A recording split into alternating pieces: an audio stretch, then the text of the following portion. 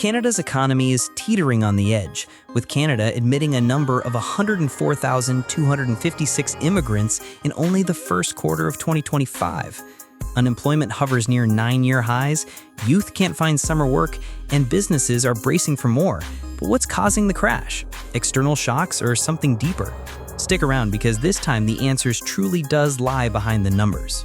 By May 2025, Canada's unemployment rate climbed to 7.0%, the highest level outside pandemic years since 2016. That rise comes amid a nearly stagnant job market, with just 8,800 net jobs added and the unemployment pool swelling to 1.6 million Canadians. Though some relief emerged in June as employment jumped by 83,000, pushing the unemployment rate down to 6.9%, but that's only a brief shock in a volatile trend. This crisis, however, hits the young hardest. Youth unemployment, ages 15 to 24, soared to 14.2% in June, way above the 2017 to 19 average of 10.8%.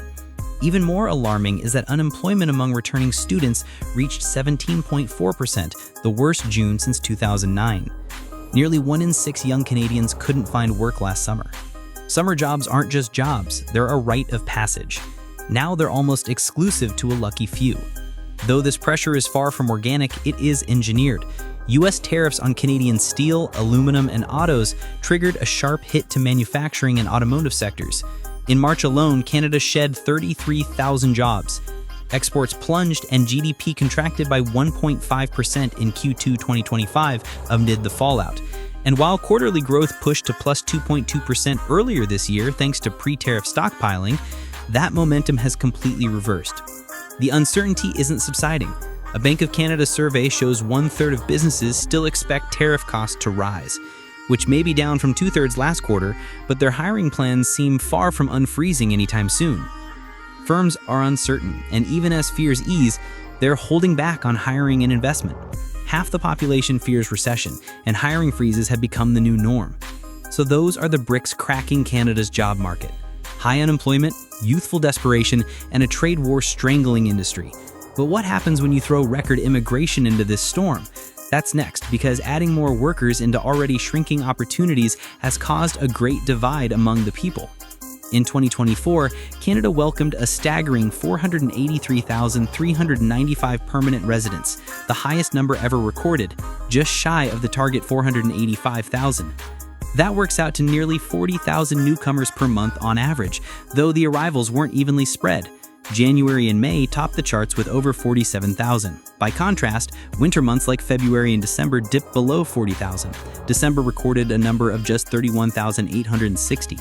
Canada's appetite for permanent immigration has been rising steadily. 471,550 in 2023 and 437,600 in 2022, tracking upward toward a manpower-driven growth strategy. But Canada is also grappling with a spike in international temporary residents. As of early 2025, there are nearly 3 million non-permanent residents, the highest level in decades. That includes a massive cohort entering on study or work permits. But to ease strain on housing, healthcare, and infrastructure, the government slashed study permit approvals by around 70,000 between 2023 and 2024 and imposed a 10% reduction again for 2025 with a cap set at 437,000 new permits. At the same time, Canada is tightening its grip on temporary immigration overall. The share of non-permanent residents, a rising 6.8% of the population last year, is being targeted toward 5% over 3 years. To reach that, new policies are limiting both student and work permits and increasing scrutiny at visa gates. In the first quarter of 2025, the stream of new arrivals slowed. Around 104,256 newcomers landed, down from 129,120 in Q1 2024, signaling a shift in pace. Study permit numbers fell by over 53,000, the sharpest quarterly drop yet, while work permits barely budged. Still, asylum claims surged, passing the 470,000 mark by spring. Canada's asylum system is strained like never before. Between January and April 2025, more than 39,000 asylum claims piled up nationwide, nearly double the previous year, and the backlog has ballooned past 280,000 cases. Yet when it comes to tracking those who cross our borders outside official entry points, the numbers blur. Statistics remain incomplete, caught somewhere between enforcement and bureaucracy. But the people processing these claims are clear. Irregular border crossers, once seen as a trickle, now feed directly into the backlog. Undocumented immigrants, those living in Canada without valid status, remained largely invisible until recently.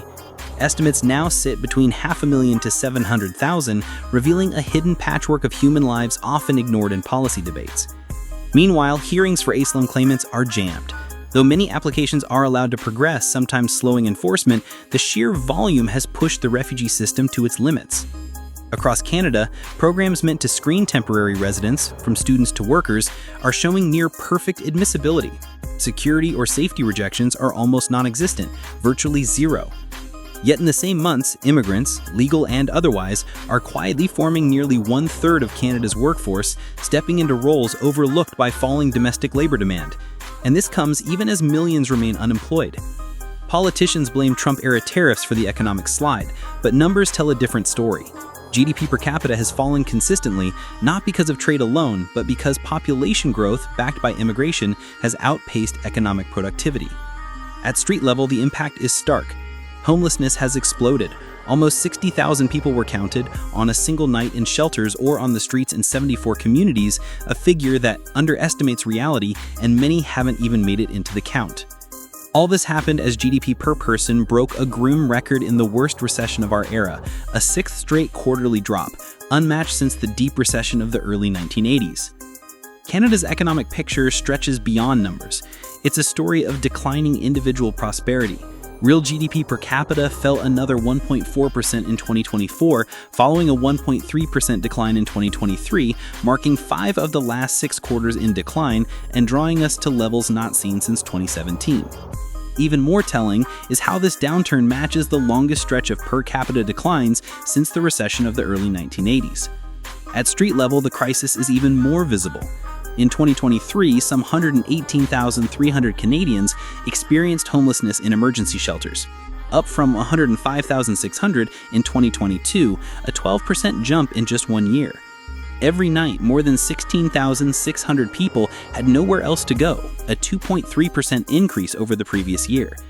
These aren't isolated facts, they're connected. Shrinking incomes per person, rising displacement, and systems, housing, labor, public services that are showing real strain. The decline isn't slowing. GDP per person slipped again in Q3 with an annualized growth of just 1%, prompting analysts to almost guarantee a sharp interest rate cut. But amid the pressure, there are signs of pivot. Policymakers are breaking internal trade barriers, fast-tracking major infrastructure, and uniting around a national growth law dubbed the One Canadian Economy Act, a potential turning point for Canada's fractured supply chains and sagging productivity outlook. Despite the seemingly grim economic backdrop, Canada may be turning a corner. The Pattullo Bridge replacement, backed by a $1.6 billion budget, is nearing completion, with crews successfully joining its main span to Surrey in mid-2025 and a fall 2025 opening now on schedule. Meanwhile, the Bank of Canada forecasts that Canada's overall GDP growth will pick up from around 1.3% in 2024 to approximately 1.8% in both 2025 and 2026, driven in part by stronger household spending and business investment. On the path of per-person productivity, the projection is brighter still. Growth in GDP per person is expected to strengthen through 2025, helping to offset the recent downward spiral that saw GDP per capita drop by 1.4% in 2024 after another 1.3% decline in 2023. These developments offer a path forward. Whether it's new infrastructure or a rebound in productivity, Canada's recovery hinges on follow-through. If officials move well beyond delays in stalling and get these projects signed, funded, and delivered, we may be standing at the cusp of renewal. For more information and interesting videos, do visit my channel, and I'll see you in the next video with more interesting topics.